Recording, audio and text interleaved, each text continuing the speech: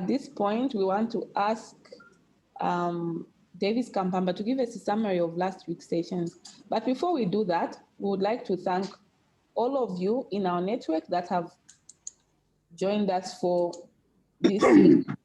A special welcome to our hub team.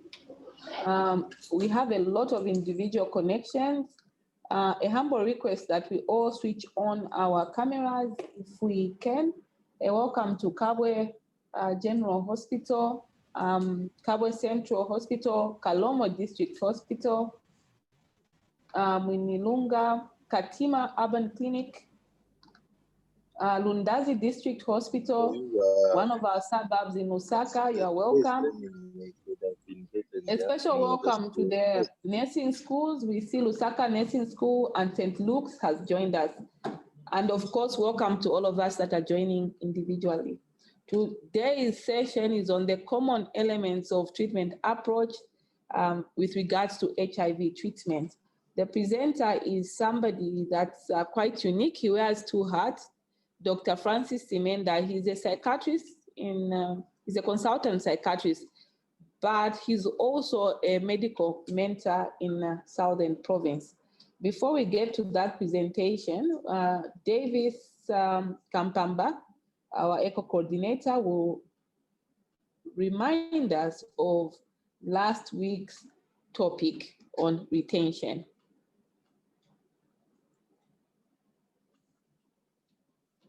Okay, thank you very much, Sombo. So as we remember last week, we had Dr. Keith Mwebo and Mr. Maybe Mumba taking us through HIV treatment retention. And we had several points raised, and of course, several definitions that we had to pay particular attention to. So we had definition of retention, and other terms. I will not be able to go through all those definitions. And then the importance of retention and how that retention is improving, but still below the target. Loss to follow-up being highest among the newly initiated and those that are below 35 years. And then implementation of retention interventions should be at scale at all sites, and sites need to have a plan that includes all clients, and we need to improve on reporting of outcomes. We also went through causes of loss to follow-ups, strategies to improve retention. And then we also had the presentation right at the end by Dr. Suwilanji Sivile on the guidance on the use of COVID-19 antigen rapid diagnostic tests in Zambia, where we saw several recommendations that this antigen test must be used in scenarios where a rapid test is highly needed for diagnosis or prevention on the ground of relatively high prevalence. Antigen tests should not be used in individuals with a previous SARS-CoV-2 test result to assess negativity, and then contacts with negative antigen test results should still self-quarantine. And also that the antigen test must not be used to assess discharge qualification for either facility or home isolation, and that this SARS-CoV-2 rapid antigen test result should be reported to surveillance. The last but not the least, that programmatic takeaways that countries should select products with greater than 80% sensitivity and greater than 97% specificity, that is according to WHO, for implementation, and that all countries should focus on the implementation of the antigen rapid diagnostic test implementation in areas with limited NAT coverage, or indeed where turnaround times are too long for clinical utility. Thank you. Thank you very much, David. I will mention at this point that this session, the CETA2, is supported by experts, a panel of psychiatrists, Dr. Mweni Mumba, who will join the Eastern Province team. We have Dr. Francis Simenda, who is our presenter and will support Lusaka, Dr. Ahmed Sheikh, who will support Western Province, and Dr. Angel Chira. So this is our panel of psychiatrists. Dr. Simenda, please go ahead and say a word as we share your slide deck.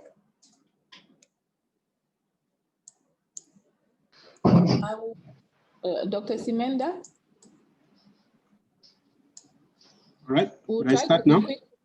Yes. We'll try to be quick today so that we have a bit more time in our breakout rooms and see if we can get recaps from each over.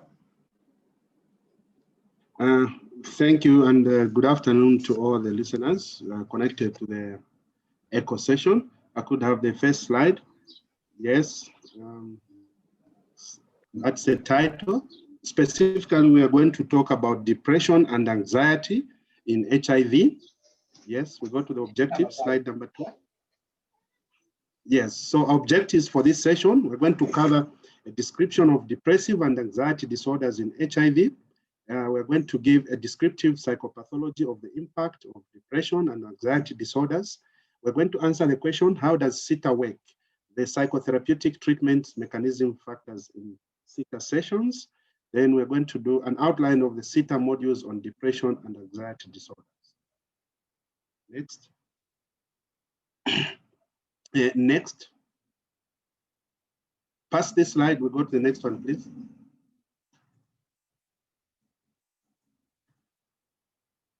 Now the third one. Third slide. Okay, let's go to the core signs of depression. Just move the slide, please. In describing this depression, depressed mood present most of the day, nearly every day, with little variation, and often lacks responsiveness to changes in circumstances. May have diurnal variation and worse in the morning. So this describes really the core symptom of depression, that the mood is there most of the day, nearly every day, and for a period of not less than 2 weeks, and colors the mood of the individual. The second criteria is that there is anhedonia, that is markedly reduced interest or lack of interest in almost all pleasure, almost all every day, and most of the day for nearly every day for more than 2 weeks. So these two constitutes the core symptoms of typical depression. Next. Demoralization. This is a variant of depression that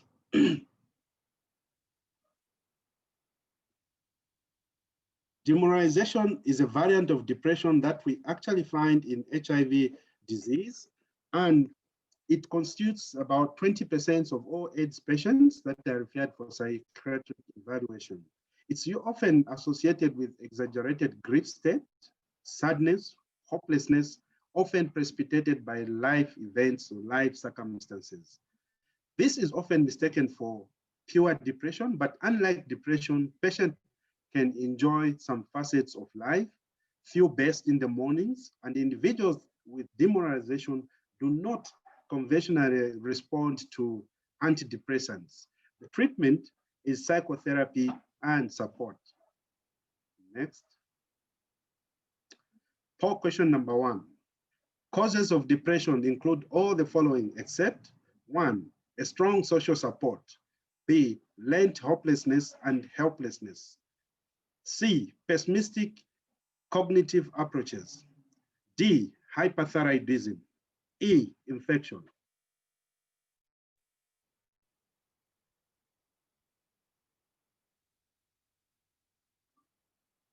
Thank you very much, Dr. Simenda.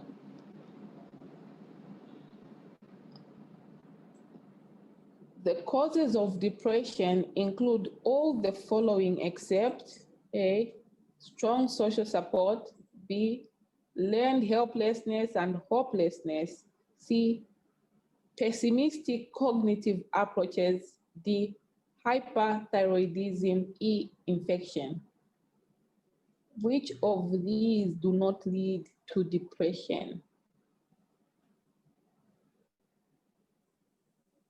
Causes of depression include all the following except strong social support, B, learned helplessness and hopelessness, C, pessimistic cognitive approaches, D, hyperthyroidism, E, infection.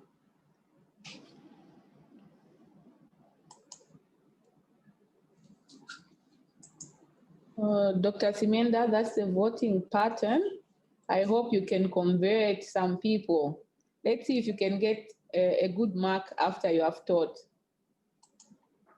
Thank you. All right. So in talking about causes of depression, we classify them as social causes. There's life events, for example, bereavement, unemployment, chronic adversity, like domestic violence, poverty, local lack of social support, psychological, learned helplessness, pessimistic cognitive approaches, and helpful learned patterns of behavior. Maybe just to say something about pessimistic cognitive approaches, this is thinking processes that are deeply inclined towards thinking the worst or bad outcomes or negative thinking processes.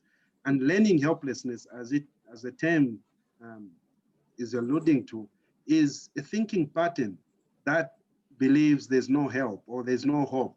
And therefore this leads to depression or maintenance of a depressive state. Physically, depression is also associated to genetics. The endocrine, which we refer to, instead of hyperthyroidism, depression is linked to hypothyroidism. Nutrition, yes, with poor nutrition and multi-poor nutrition, depression can arise, the loss of vitamins. Infection, yes, with chronic infections like HIV, depression is associated. Next.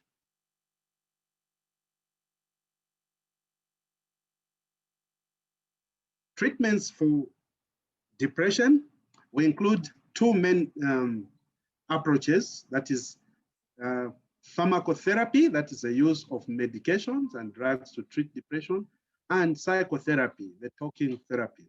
So for antidepressants, we know that it is good for severe depression, that is beyond the mild and moderate forms of depression. So for severe depression, it's a must that an antidepressant is used in the treatment in addition to psychotherapy. There are various types of antidepressants, the old tricyclic or the first generation, and the newer selective serotonin reuptake inhibitors. We must remember that antidepressants take long to take effect, at a minimum of 3 weeks before the patient can begin to feel better. For psychotherapy is the best treatment for mild and moderate depression. And when combined with pharmacotherapy, the results are best. And psychotherapy tends to produce endured recovery from depression. There are better coping mechanisms that patients develop after undergoing therapy. Next. Examples of psychotherapy that are used in depression is cognitive psychotherapy, interpersonal psychotherapy, psychodynamic psychotherapy.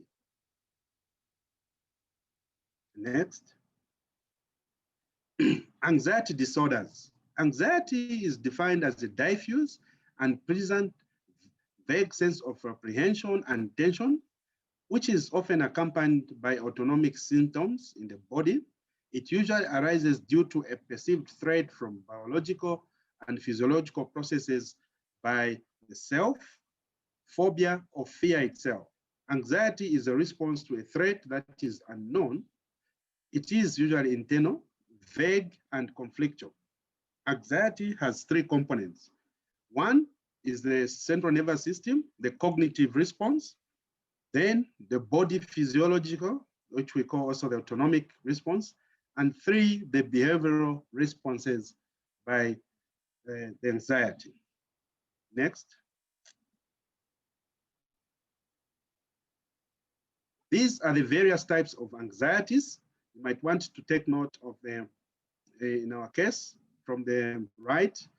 The obsessive compulsive disorder, the post-traumatic stress disorder, acute stress disorder.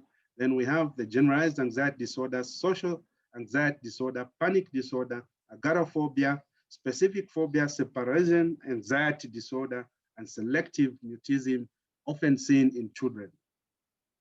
Next.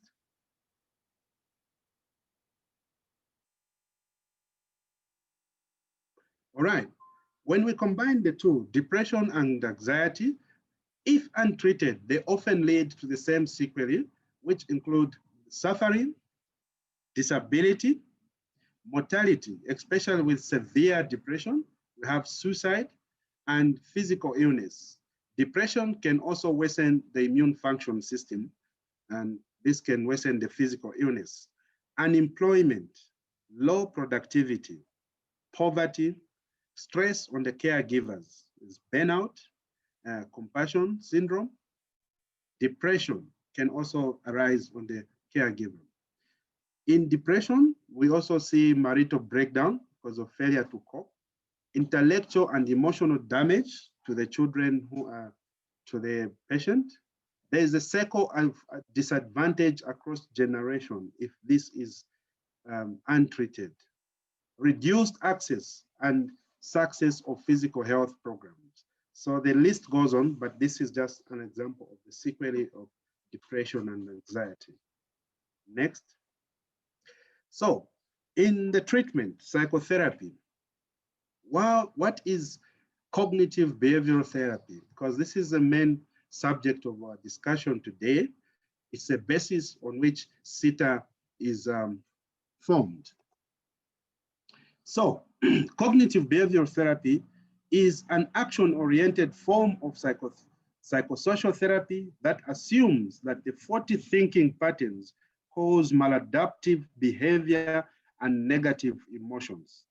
During CBT, clients learn to identify, question, and change the thoughts, attitudes, beliefs, and assumptions related to the problematic emotional and behavioral reactions to certain kinds of situations. So this, by and large, is a definition of cognitive behavioral therapy, which forms the basis of CETA. Next.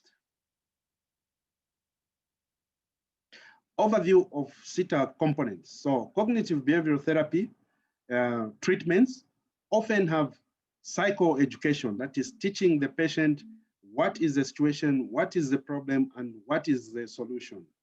Then cognitive restructuring, the deep-seated maladaptive behaviors, thoughts, and cognition. The hopelessness has to be changed, and this is called cognitive restructuring. There's often physical skills training, as in the modules. Exposure methods, these are used especially for behavioral change. Exposure to the perceived threat, to the perceived source of phobia. So we use the behavioral therapy methods. Relapse and prevention planning. This is part of this cognitive behavioral therapy component. Next. Poll question number 2. Which of the following statement is false? CETA elements include safety assessment and relaxation modules. B, CETA is effective for risky behaviors and reducing violence. C, CETA takes between 8 to 12 sessions to complete a typical treatment. D, CETA can only be implemented by psychiatrists.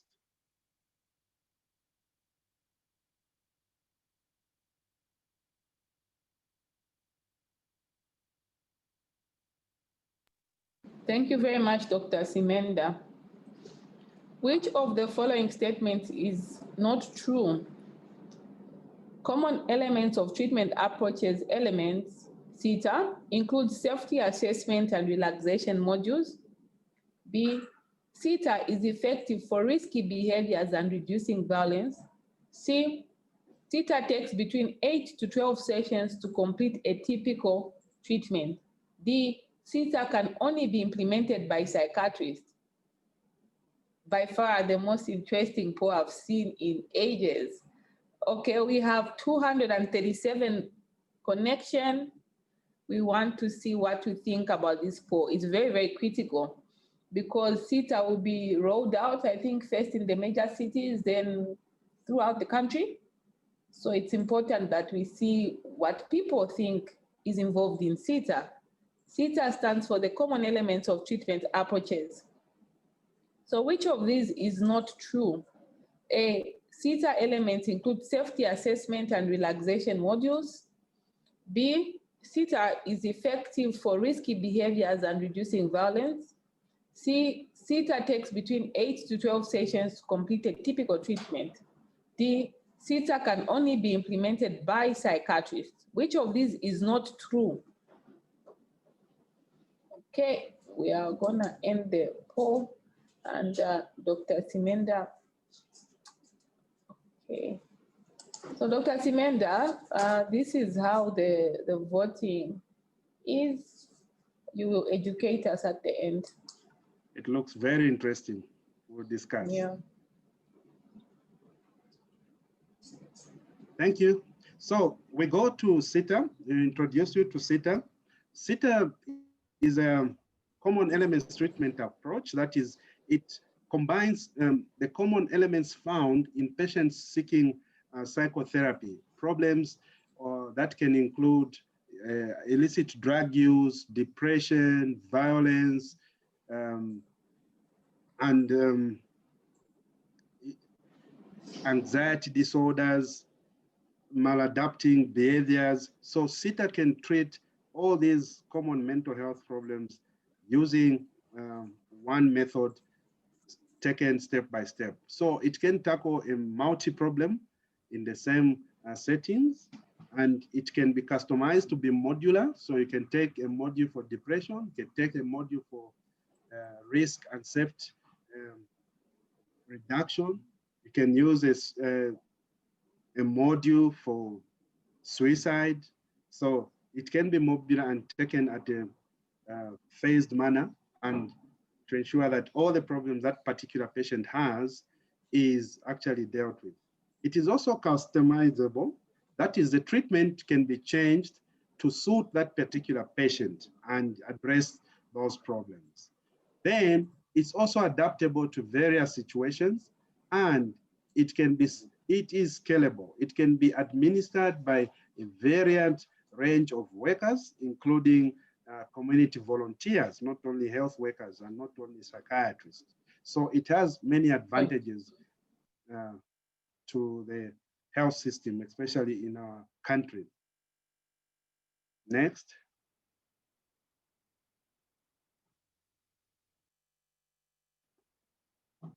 So why CETA? This slide tends to, there's some missing information. So why CETA? Because individuals don't just have a single problem. Clients tend to have multiple problems. That is, there's comorbidity in almost all the patients that we see that tend to have mental health problems. So CETA is just able to treat those conditions using one treatment. So it is effective for depression. You find we also use it for low adherence in our setting, which is very common in the ART program. We also use it for risky behaviors, for violence, for anxiety, substance abuse. We also is used for trauma, right? So it is, we find a lot of comorbidity, but we see that CETA is able to treat these in one sitting or with one provider handling the multiple problems. Next.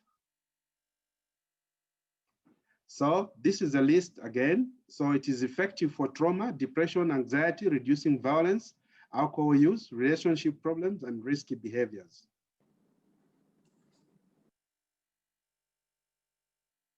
Next. So how does CETA work? So in the clinic, typically what will happen is from the facilities, M&E or whoever will generate the list, especially we shall target patients that have been late either for clinical reviews or have had an interruption in the treatment, have fallen out of treatment. So these will be targeted for assessment. They will be offered CETA. If they accept, the first step in the CETA is to make an assessment to ascertain the nature of the problems and therefore which module should be used. At any one time, when CETA begins, the standard checklist helps with choosing the primary clinical target for starting the treatment, and safety is always assessed at the beginning, and if found, At any SITA settings, safety assessment will be repeated, and psychoeducation is also offered, that is to all the clients that are undergoing SITA at the beginning and as the sessions go on. Then there's review of the impact of the treatment, and the discussion on the impact on the treatment itself is shared through psychoeducation. Then there are other elements of SITA that are in the next slides that I'll just mention. Next. So SITA has modules for relaxation, where clients are taught learning specific ways to calm the body down, and this is given by the providers. The modules on cognitive coping, modules on exposure method, that is to, especially in post-traumatic stress disorders, trauma memories, rethinking about the trauma with the thoughts and feelings in a safe place. So there's a treatment that is given. Exposure live, facing up to situations in real life that are causing too much stress. So there's a module on this one. Next.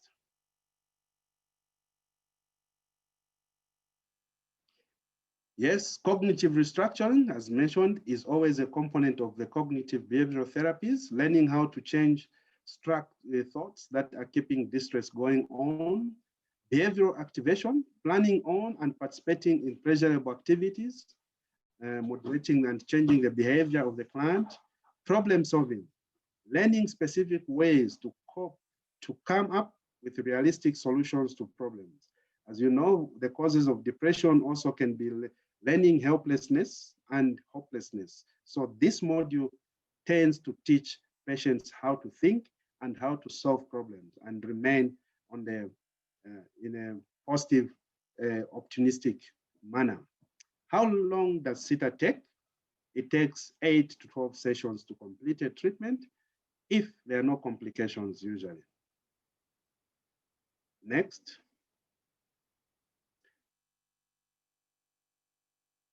We must have done this one. Yes, we need to repeat it at the end of the presentation. Thank you. You can run through them so that people know what the answers were. Thank you. So the question number 1 was, causes of depression include all the following except 1, strong social support, B, learned helplessness and hopelessness, pessimistic cognitive thoughts, hyperthyroidism, infection. So except which one?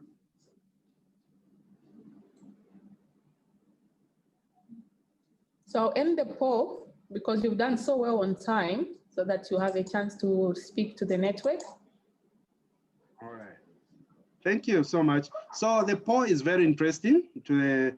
The audience has actually, we have 83% getting it correct, that a strong social support actually is a very good measure in fighting or mitigating against depression. So this is the except one, which that's the answer. So we have a few people at 7% who also chose hyperthyroidism.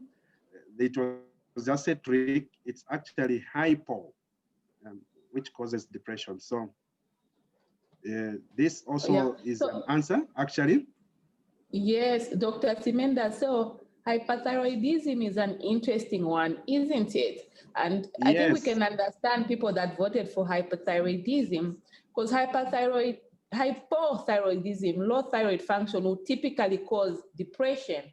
Hyperthyroidism will go with anxiety, agitation.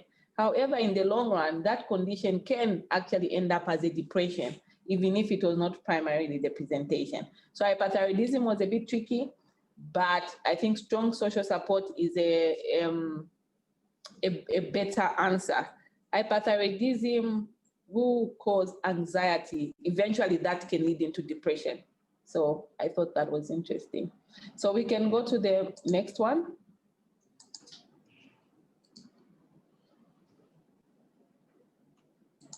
Yeah, we can go to the next one.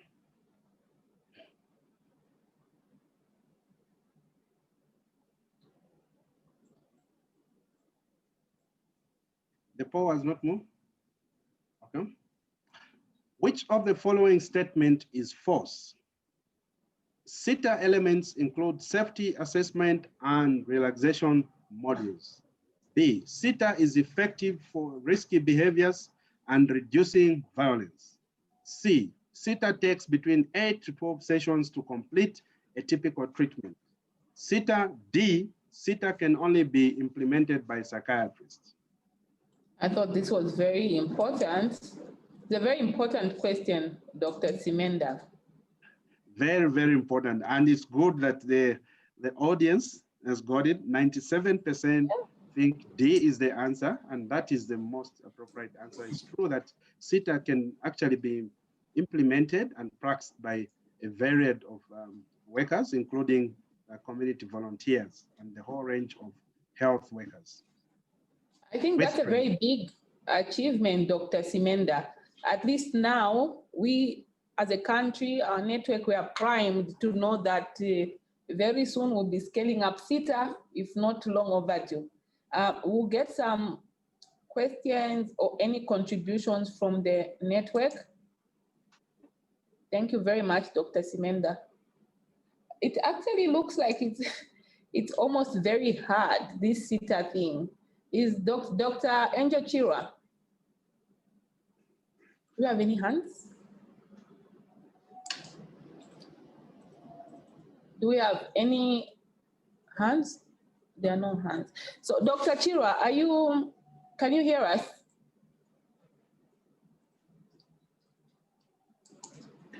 She can hear us? She's connected. Yeah? She's connected. Let me. Okay, maybe we can ask Dr. Mumba. Or Dr. Sheik. Dr. Sheik, can you hear us? So Dr. Simenda, unfortunately, looks like you still have to answer this question. Yes, CETA is a very new concept to most of us, the common elements of treatment approaches. So will CETA be applied to all HIV patients? If not, if somebody is looking after HIV positive patients, what would be the subjective matters, the subjective parameters that should make me think maybe I need to implement CETA? Is it for all patients that are coming to clinic, or is there a certain patient group I should be looking out for? Thank you.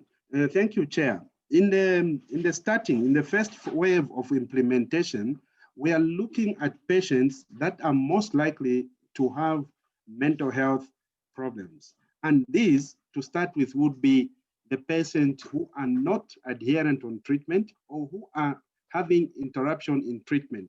This is a group that is most likely to have mental health problems. So we'll start by assessing that group, and definitely as CETA implementation goes on, we shall extend it to almost all patients. But for now, it is programmed to catch those with obvious problems. So it will be offered to the late for clinical review, for viral loads, those who are dropping out of care, those will be assessed for eligibility.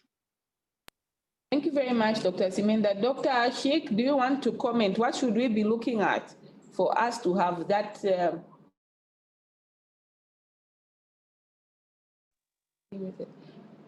Dr. Sheik? Hello. Yes, so Dr. Simenda has just mentioned to us on what we should be looking for if we are sitting in clinic. For example, if I'm in a clinic and I have a patient with a high viral load, it means I should be looking out for these things, anxiety, depression. Why are they not adherent?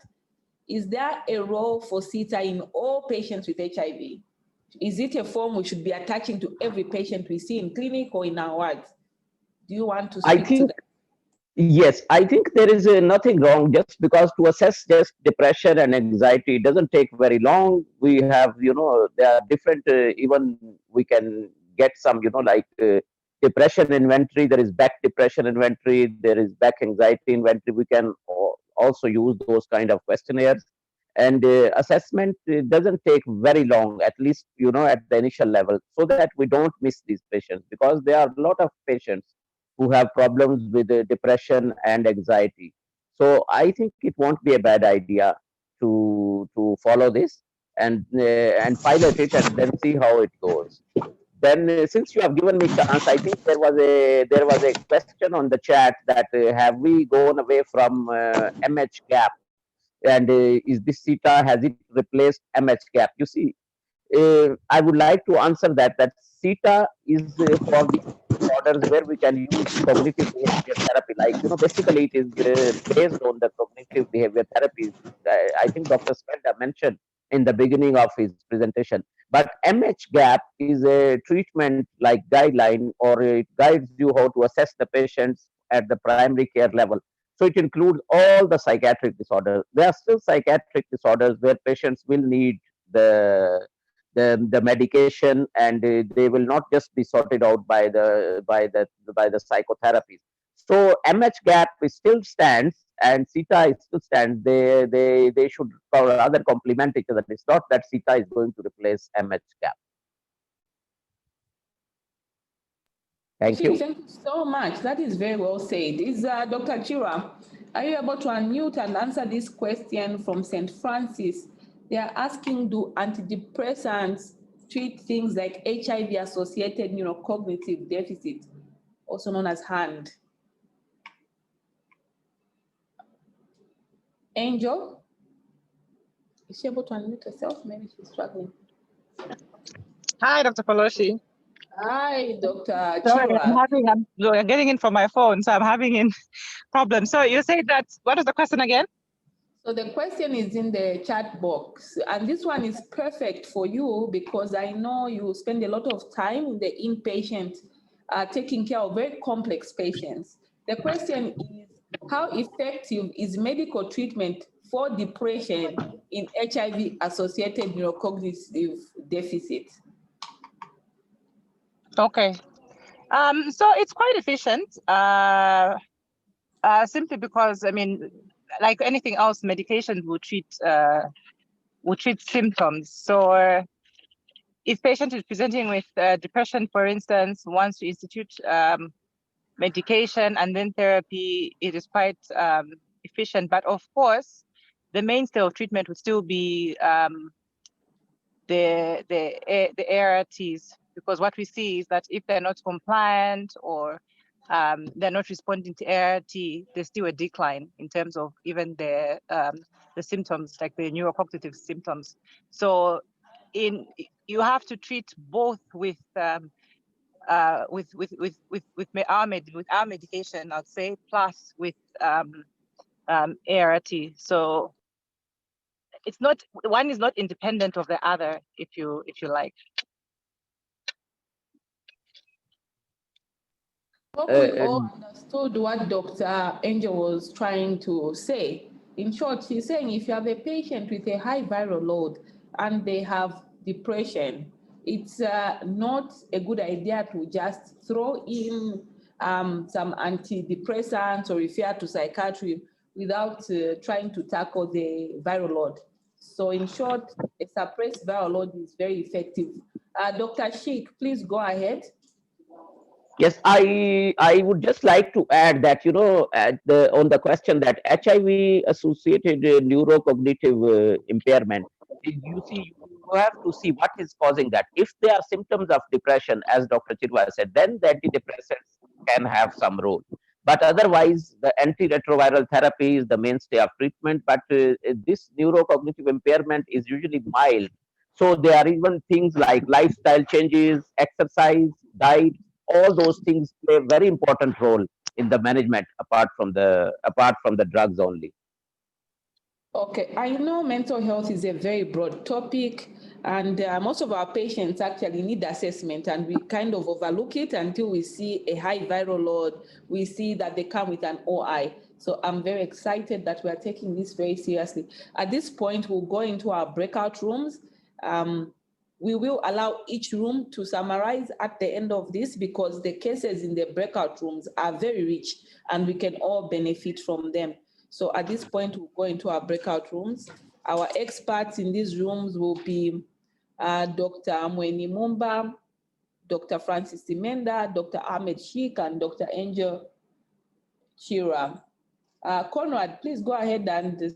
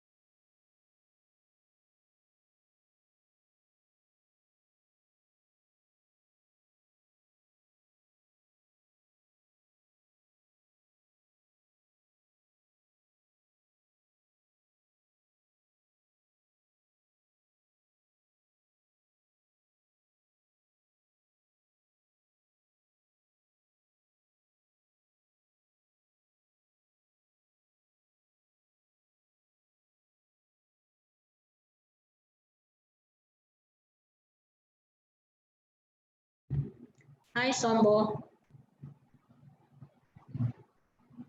Iska, I'm going to leave it to the Lusaka team.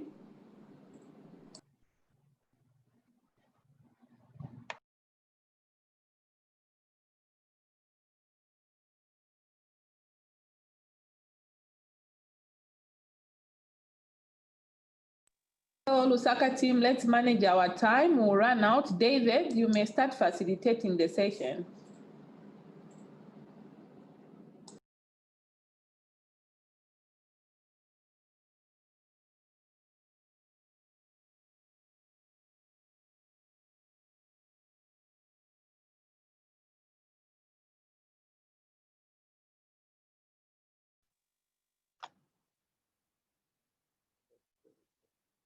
Good afternoon, Lusaka Progress. This is Dr. Singeni, going to be the facilitator for the breakout session for this afternoon. And then the presentation is going to be done by Dr. Myangana Mutumwa. So we'll quickly go through the case for today, and then we'll allow for discussions from the participants, and then we'll have the expert give us their opinions on the case. So Dr. Myangana, over to you. You can lead us through. Good afternoon. This is Dr. Myangana from Matero, Maine. So today's case is about LP, a 16-year-old female whose RVDR on cut for seven years. So when she came in, she did not have any complaints. She had just come in for a routine ART visit. So she's a non-recipient of care who's had adherence issues and a high viral load. So this is a young lady who presented with a history of discarding her ART drugs. She, however, does not miss any clinic appointments. So she always comes for her appointments on time and collects drugs, but she doesn't take them. So during this particular visit, we had asked her to come with her mom.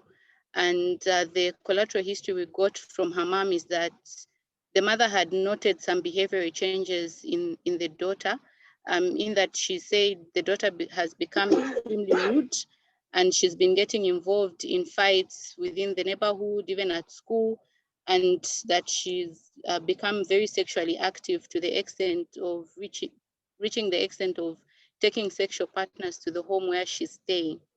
And this behavioral change was attributed to the use of illicit drugs. So one time the mother did a random check in her school bag and found marijuana and blue pill known as blue mash. When asked where she got these drugs from, she said she was introduced to them by her friends at school, and that there's a shop where they actually get them from. So these behavioral changes were seen to have worsened over time within the course of this year.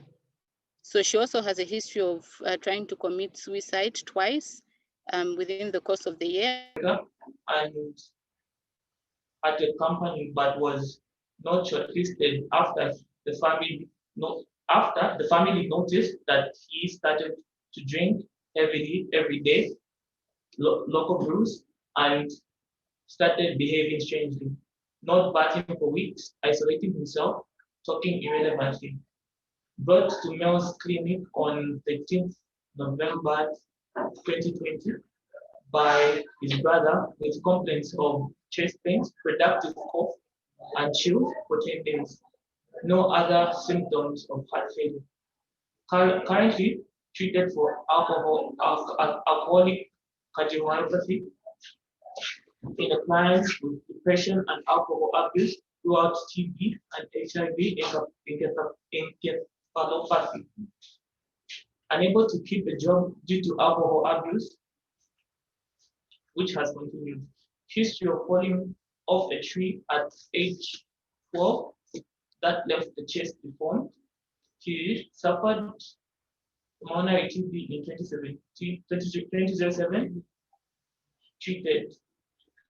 Socioeconomic history, unemployed, currently lives with his elderly parents, both above 75. A widower, wife passed away 4 years ago. No current partner, father of 2. No history of smoking, no family history of heart disease. Drug history. On the 19th January 2017, plant was on TOD. 10th July 2019 on TOD.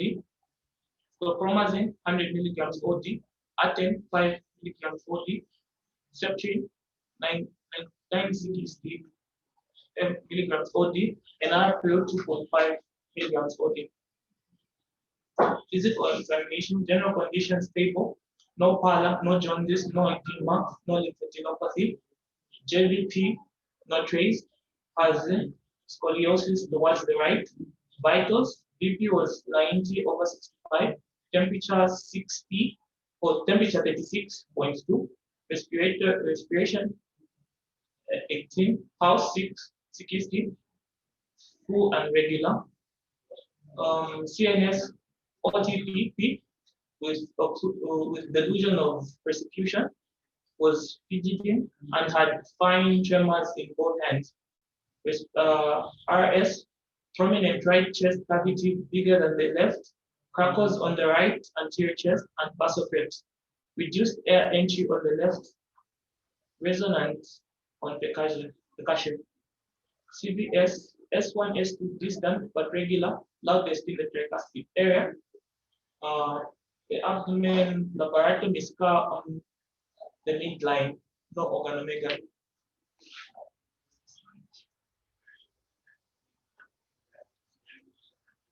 So on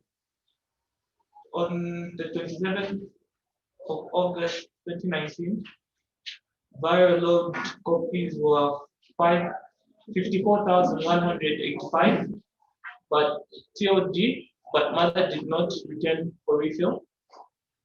The 13th November 2020, CT4 was 45,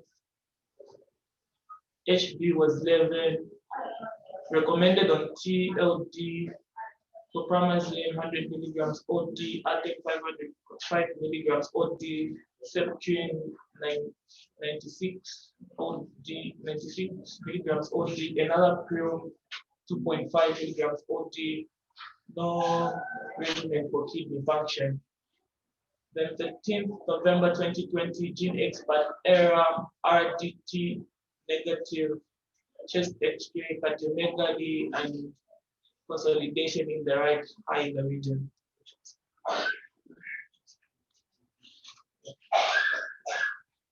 Our question, what is the best care package to keep the client on treatment in view of his mental health challenges? How can we differentiate a depressive disorder from an HIV encephalopathy in people living with HIV? So thank you so much for the presentation.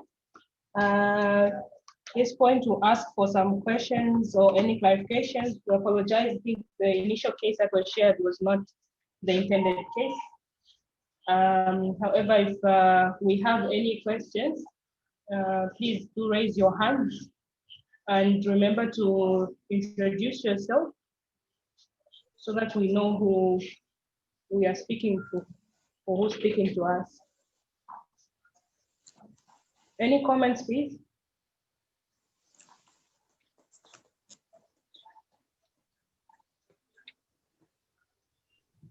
I think I will wait for other people to comment and then I can add, but we have to keep looking at the time also. If people can quickly try to answer according to what this is asked, so that we don't end up getting out of time. Thank you, Doc. Lewanika Aban, do you want to please share some of your thoughts regarding the questions that the facility is asking?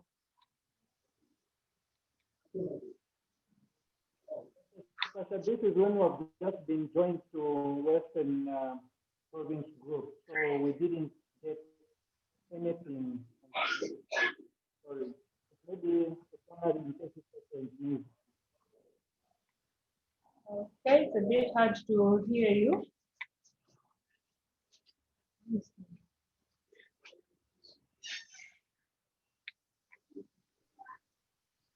We're saying that we joined late to the Western Province platform. Maybe just a recap of the case in 30 seconds. If you may. Thank you.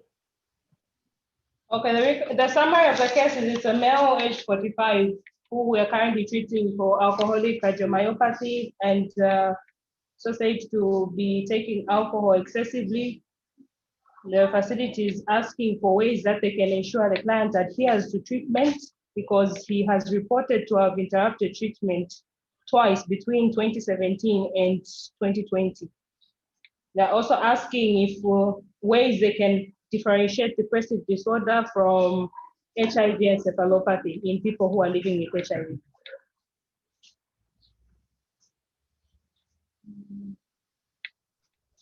Thank you very much, Doc. Senanga General Hospital, would you like to give us any comment, please, before we ask the expert to give us the feedback?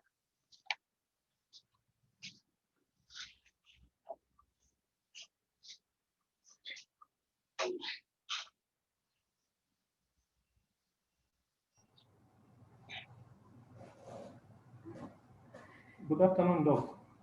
Good afternoon, thank you. Yes, we were looking at on the question 2. We're looking at this plant having a high viral load like we saw from the slide that was shared there. So looking at the CD4, which is less, and also the high viral load that the client had. So you would think that maybe it could be the one that could lead to HIV encephalopathy because she has a lot of viruses now in her body. Thank you. Let us go to question 1, please. Let's answer what they are asking.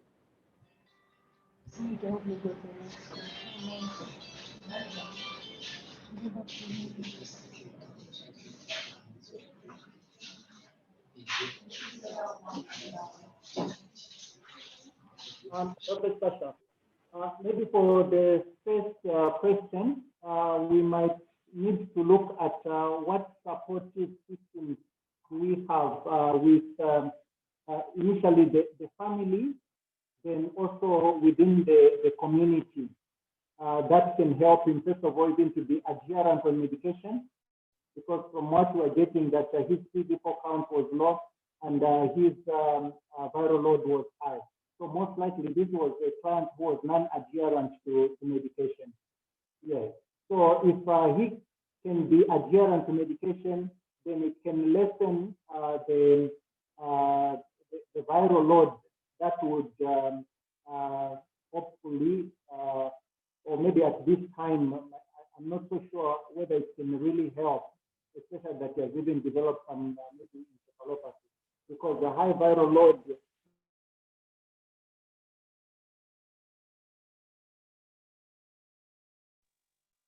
Okay, I think let me come in because I'm looking at the time. We have a few minutes remaining.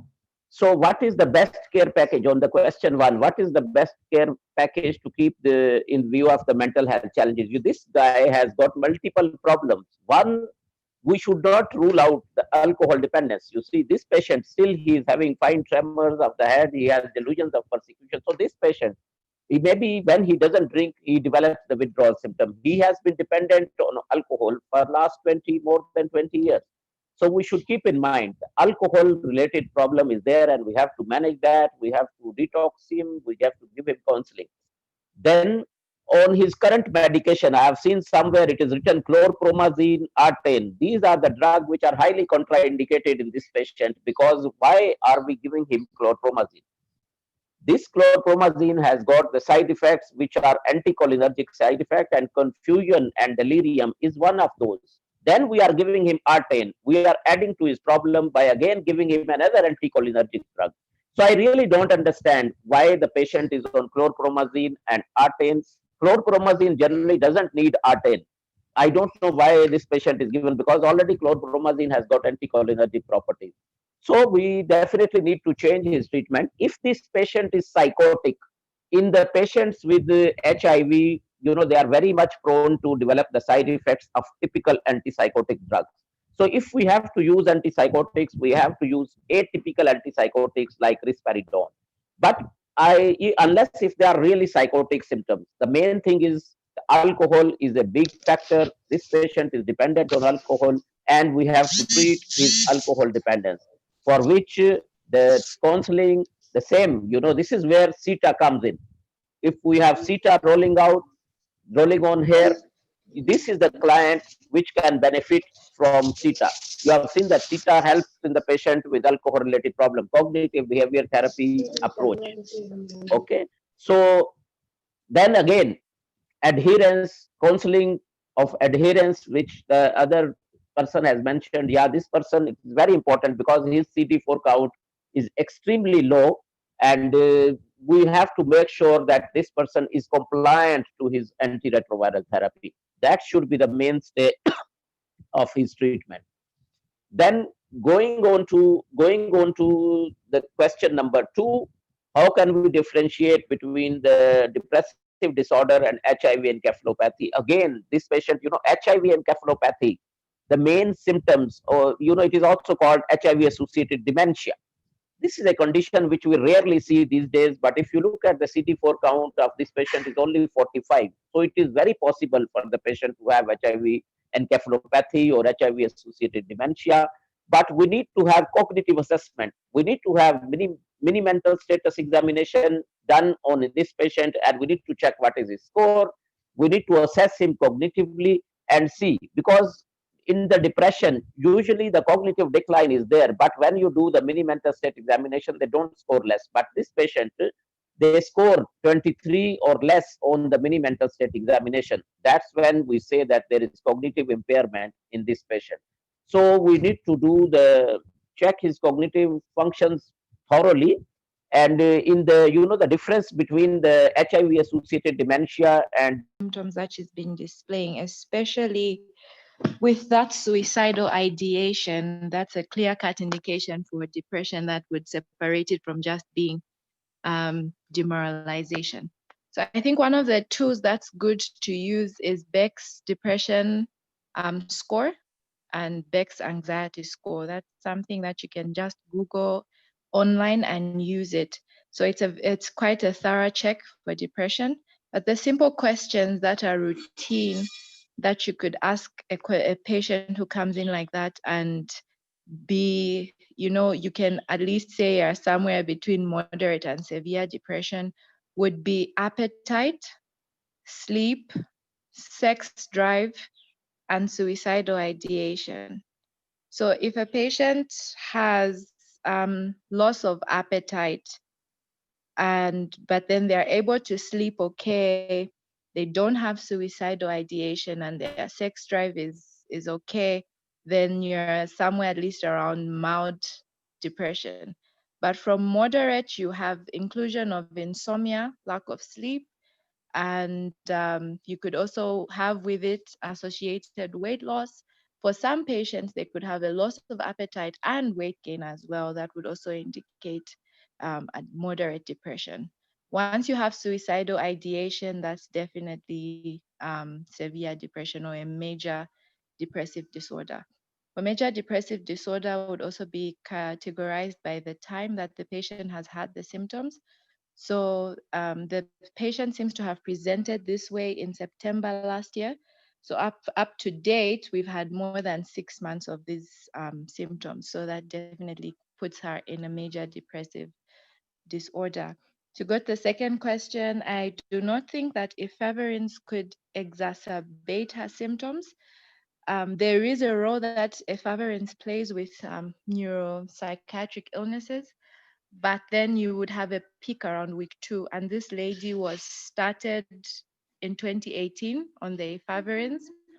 So if there was any, so there's need when we put someone on efavirenz to have at least between the first 6 months to 12 months, we need to be able to monitor them so that we can see how it's affecting them mentally. Of course, one of the first things that you would see within 2 weeks would be they would be aggressive, they could have some psychosis, but also their sleep is one of the first things that's affected.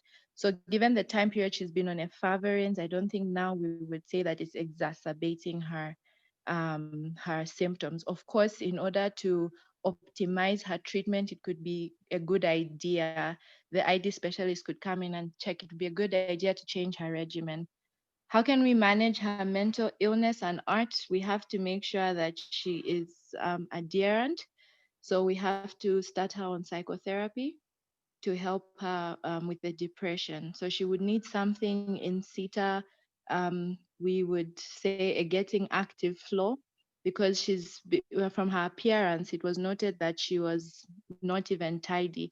So she's neglected herself in that sense. And that's one of the good points to start from, to get her active in small activities so that she starts to get back her sense of self, her self-esteem. She starts to look better, she will start to feel better, and then she will be more adherent. We need to find out, she's living with an elderly grandfather. For the last question, we need to find out who else is around, who is able to observe her taking her medications.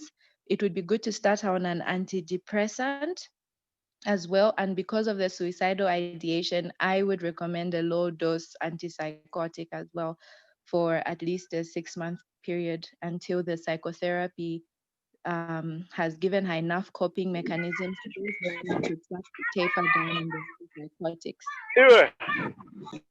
That would be my input for now. Are we able to mute? Okay. Thank you so much, Dr. Kozia. Let me just stop sharing. Guys, you're throwing stones. Okay, this is an appeal to the network. If you're not making a comment, kindly mute your microphone. Mr. Mwase, we're getting a lot of background noise. Do you have a comment for us?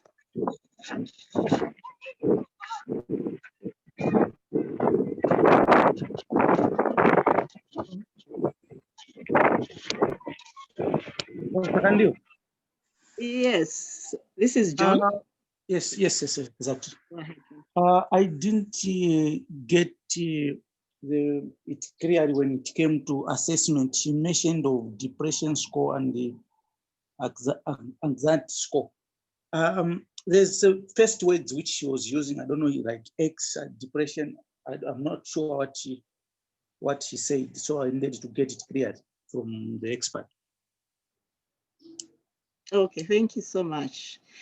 I think we have a clarification here. There's someone seeking a clarification. That's our case presenter, actually. I think that's on the name of the score that is used to assess for depression and anxiety.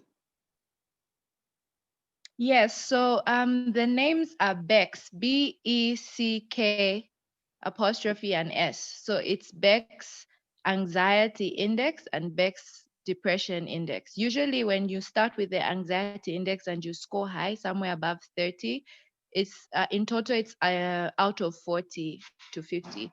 So when clients score more than 30, there's also a high index of depression. And that's why something like CETA helps, because once you address the depression, you usually also address underlying anxiety factors. So usually to just say that people who have depression have an underlying anxiety that's going on. And so you need an approach that's able to remove all of the underlying factors so that you can have a well-rounded result. Thank you so much for that. I hope it's clear, Mr. Zemba. All right, yes, good evening. Okay. I think we have a comment from, is it Jokwesia? Yes, thank you. Just to clarify one or two things. On the management, say biological management using drugs. I would love to find out which drugs we can consider on the antipsychotics and the antidepressants, because I'm told amitriptyline has a potential to cause or to worsen the suicidal ideas. So which antidepressant can we go for? Okay, so for an antidepressant, an SSRI is okay in someone with HIV. So fluoxetine, a drug like fluoxetine would be okay. And for an antipsychotic, you want an atypical antipsychotic like risperidone that causes less extrapyramidal side effects. Thank you so much for that response. I know that most of us probably have not seen these antidepressants and antipsychotics in our facilities, but they're drugs that are actually available, and we have actually been using these drugs.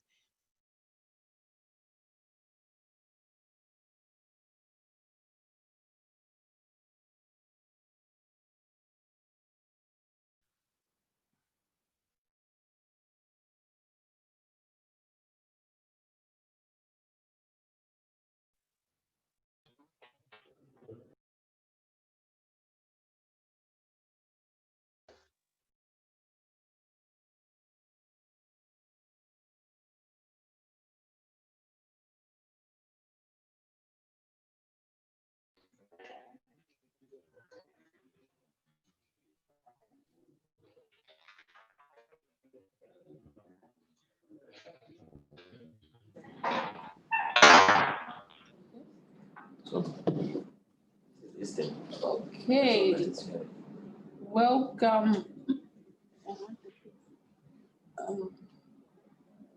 Give it a couple of minutes.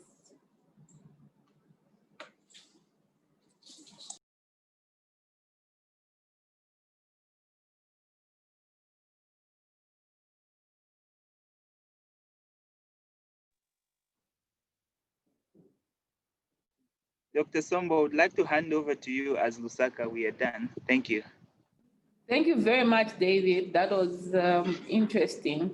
We are just waiting for the other provinces to join in so that each province can give us a synopsis and a summary of recommendations, because we realize that each of these cases has unique opportunities for us to learn. So we'll start with Eastern Province.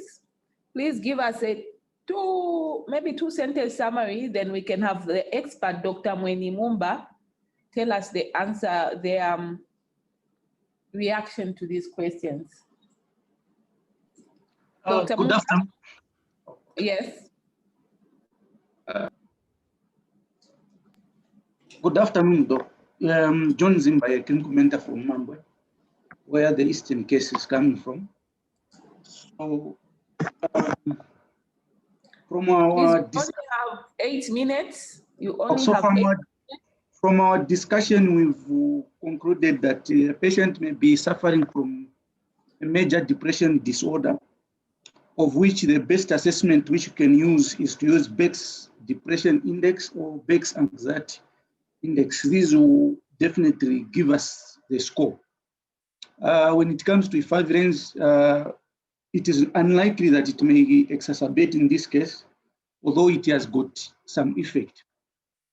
Then on the third one, the third question is how can we manage our ARTs? Is to make sure that the patient is adherent to ART, and that may involve psychological therapy, as this is the time when his sitter comes in. And we may also need to involve her in small activities which may try to make her forget what she's going through. On the fifth, how can we enhance adherence to build the support?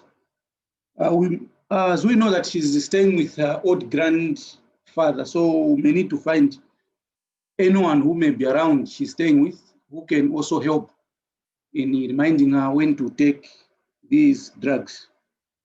The other thing is on the management also, we talked of low dose of antipsychotic and low dose of antidepressant. Thank you very much.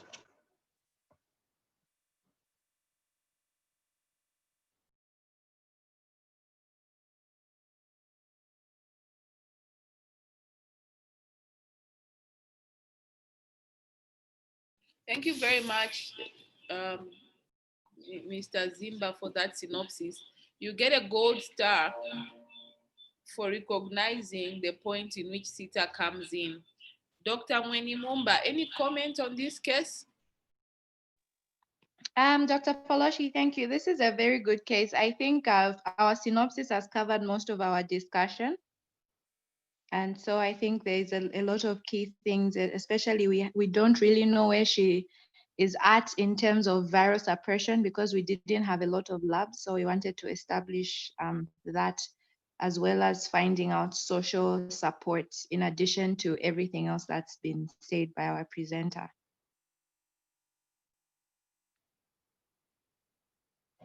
Thank you very much, Mweni. Clearly, you are a very good teacher. I really loved the way Mr. Zimba summarized that case. So Southern Province, Jackson and Dr. Chira, can we get a synopsis of the case and what are the reactions to these questions? Jackson and Dr. Chira to follow after that. Hello, Chair. This is Dr. Banda Robert from. I'll take through the synopsis. So this is a patient, a male 27.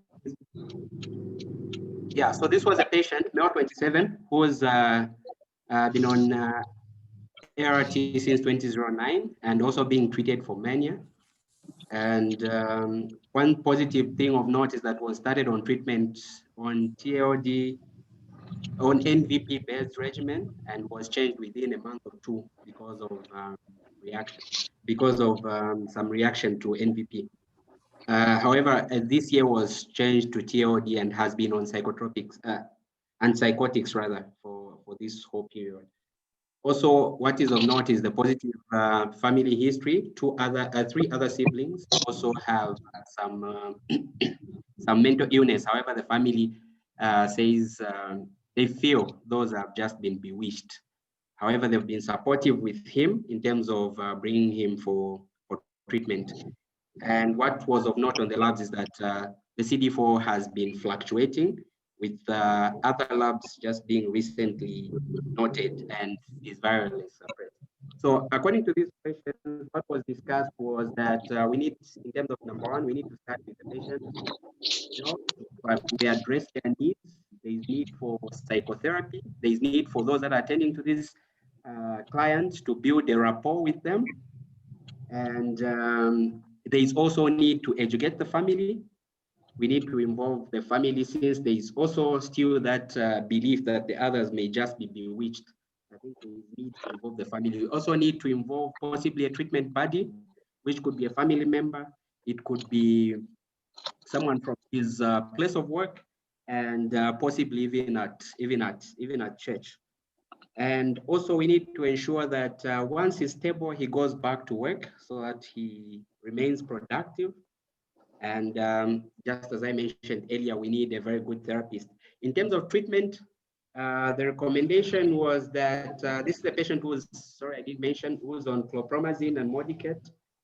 And depending on access to medication, this could be modified to something containing a mood stabilizer, of which one of the recommended one would be sodium valproate and risperidone in this case. In event of where the patient is agitated, again, depending on access, the diazepam can be used, but we could also use lorazepam if it's available, due to the fact that the diazepam tends to have that rebound effect. I think Dr. Chua maybe could add on something if at all there's something that left out. Okay, so good afternoon. So we had a very interesting case, and I think a lot of the questions that were asked for the case that we had in Southern Province add on to the previous case that Dr. Mweni and team had. So this case is very important because it's talking about a patient who already has a pre-existing primary mental health disorder. So in this case, most likely bipolar mood disorder, and it also brings in the issues of mental illness predisposing to HIV. So there's also a need to be intervening with the primary diagnosis of mental illness. Also in terms, I think it's also an opportunity for us for primary healthcare in terms of prevention. I think that's a gap that's also missing. So this is a patient who has a pre-existing mental illness, most likely predisposing to HIV. So I think the most important things are education, and that is educating the patient as well as the family. And in terms of, I talked a lot about rapport, and I said it's very important for practitioners who deal with patients with mental health to create rapport with their clients, because that borders on whether patients will be adherent or not, and that borders on how trusting they are of the system. So I hope I also get some golden, or we get some golden points as well for, I guess there's a role for CETA, definite role for CETA or psychotherapy in this patient.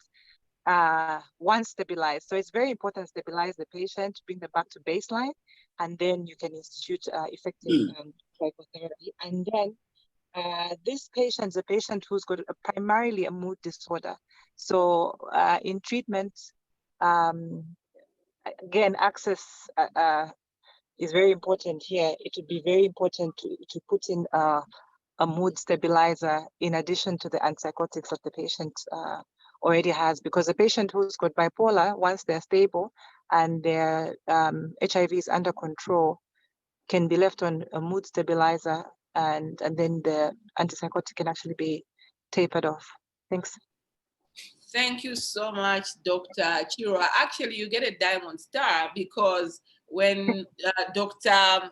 Banda presented, I noted some keywords like psychotherapy. He was very comfortable mentioning all those drugs that you use in psychiatry. Then you came in, and I tell you, I'm almost shedding a tear. I'm thinking, you have a lot of work, because we see a lot of these patients and we are not thinking through these things.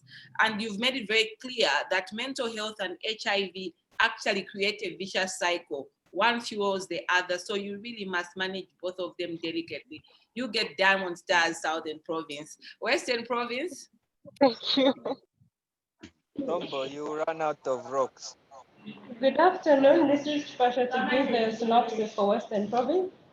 The case we had was a male 45 who reported interruption of treatment between 2017 and 2020. This was twice. Once it's done, you want to bring other issues now. Yeah. And it has created job creation. Yes. One. Because one. Hello, Pasha, we can't hear you. I was muted. I'm not so sure why. So I'll start again. We were discussing a case of a male 45 years who has been struggling with excessive alcohol intake since he was 13 years of age.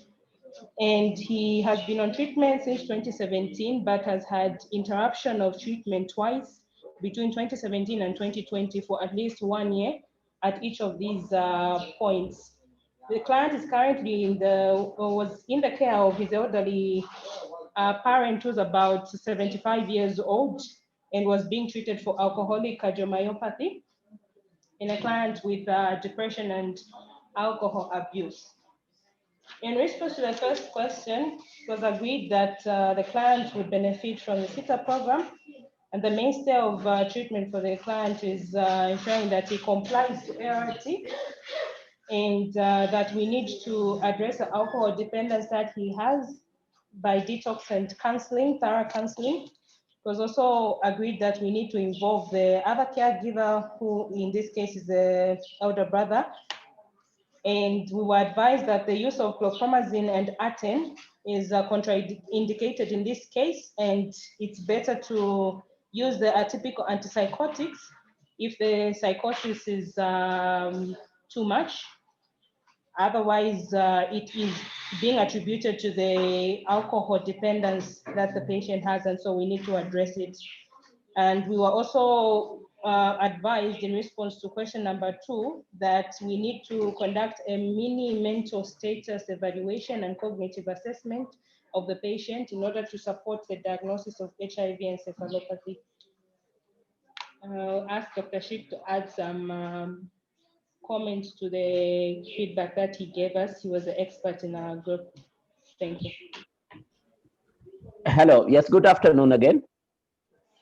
Yeah. So first thing in this case is to go and do a thorough cognitive assessment for us to consider the diagnosis of HIV-associated dementia. It is very possible because the patient has very low CD4 count. He has very low CD4 count, so it is very possible. The diagnosis is very possible, but the mainstay of symptoms, the how HIV-associated dementia is the cognitive impairment. The patient will have deficit in his memory. It starts with the immediate, recent, and then it involves the remote memory as well. So, and there are other associated features. The patient can have apathy, which is common in both depression and HIV-associated dementia. And then again, his thinking capacity it reduces. He's unable to think properly. He can become irritable at times, and then the patient can also have the impairment in his motor function. So we need to do a thorough neurological examination and a thorough mini mental state examination, because the patient, if he has HIV-associated dementia, they can also develop some cranial nerve palsy. They can also develop some deficits in their sensory system. They can also develop peripheral neuropathy. So all that we will need a thorough neurological examination and a mini mental state examination, and those points which I have mentioned can differentiate between the depression and HIV encephalopathy. And the treatment, the mainstay of treatment, again, we emphasize that that is the antiretroviral therapy, because HIV-associated dementia only develops when the virus has crossed the blood-brain barrier. So the more the virus is in the brain, the more symptoms this patient will have. So the only way of reducing it is the antiretroviral drug. I think I will end there. Thank you so much, Dr. Sheikh, Dr. Chipasha. Of course, you get a platinum star because Western Province is one of those where they are fortunate, because Dr. Sheikh actually sits in Mongo, and you can get it very clearly that he has a clear understanding of this and he has all that history. So alcohol dependence is a big deal in our clinics, and most of the time we tend to ignore it, but I love the way the team explored further into this, and you avoided something we call foreclosure in clinical medicine, where you come to a conclusion and say it's alcohol, and you just end there. You don't think is there depression, is there encephalopathy. So your team did very, very well. I think Western Province, you are very blessed that you have Dr. Sheikh on the ground. So well done. Lusaka Province.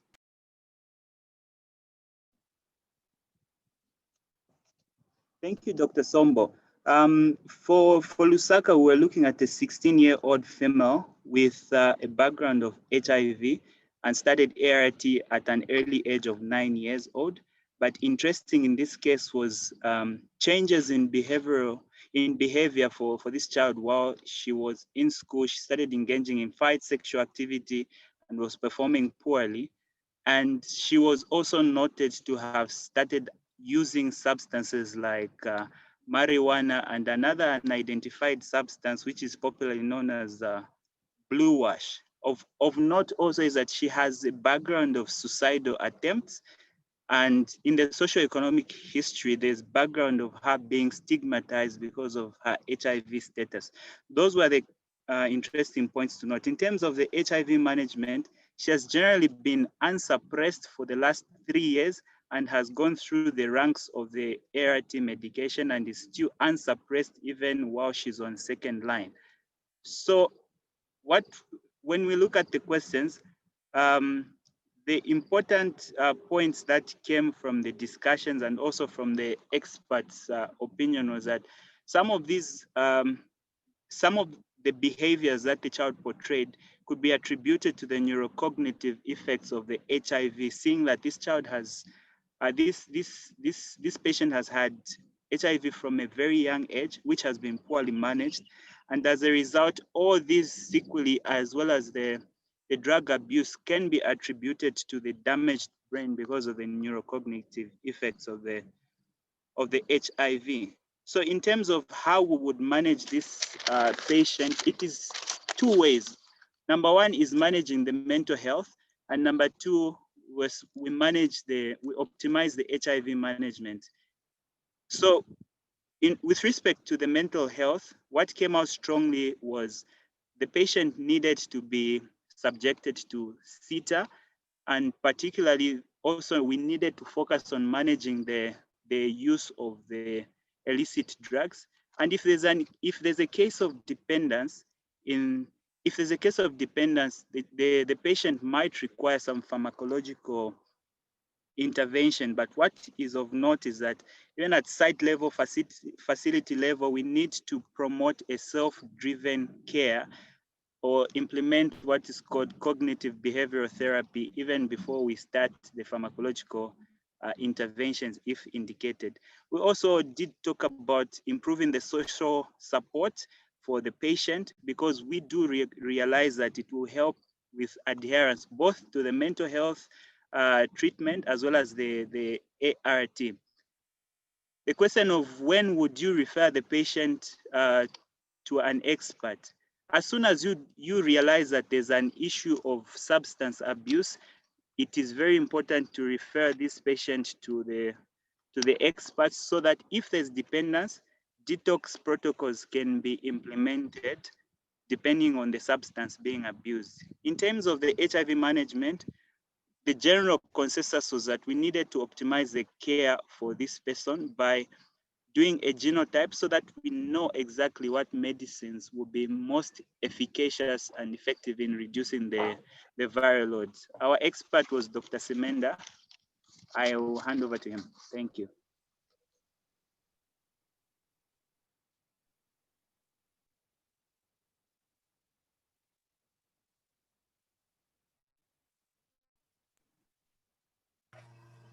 Dr. Simenda.